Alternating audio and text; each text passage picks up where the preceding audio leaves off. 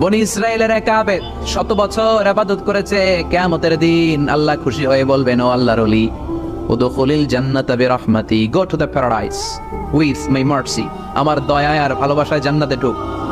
আল্লাহর ওলি বলবে, বালবি আমালি, আপনার দয়া দিয়ে জান্নাত কেন? আমার আমল দিয়ে যেতে চাই, আমি নামাজ তো কম পড়ি নাই, তো দয়া লাগবে কেন আপনার? আল্লাহ বলবেন, তাই? আমার দয়া ছাড়া তুই জান্নাতে যেতে পারবি? কি আমল করেছিস তুই? ওকে, লেটস মেক এ ক্যালকুলেশন, চল একটা হিসাব করি। তোর শত শত বছরের তাহাজ্জুদ গুলারে এক পাল্লায় রেখে দে, আর দয়া করে মায়া করে দুনিয়াতে সৌন্দর্য দেখার জন্য চোখ যে দিয়েছি, চোখটা একটা পাল্লায় রেখে দে। এক পাল্লায় চোখ রাখা হবে, আর এক পাল্লায় 500 বছরের তাহাজ্জুদ রাখা হবে। ওজন দেওয়ার পরে দেখা যাবে মুহূর্তের মধ্যে চোখের পাল্লা ভারী হয়ে গেছে। আল্লাহ বলেন, এবার হিসাব বলে তুই জাহান্নামে যাবি, go to the hell fire, জাহান্নামে যা। কয় আল্লাহ মাফ চাই, দোয়াও চাই, জাহান্নামে আমি করতে পারব না, মাফ করে দেন, আমি বুঝি নাই। আপনার দয়া, রহমত, ভালোবাসা ছাড়া কোশ্চিন কালে কারো জান্নাতে ঢোকা সম্ভব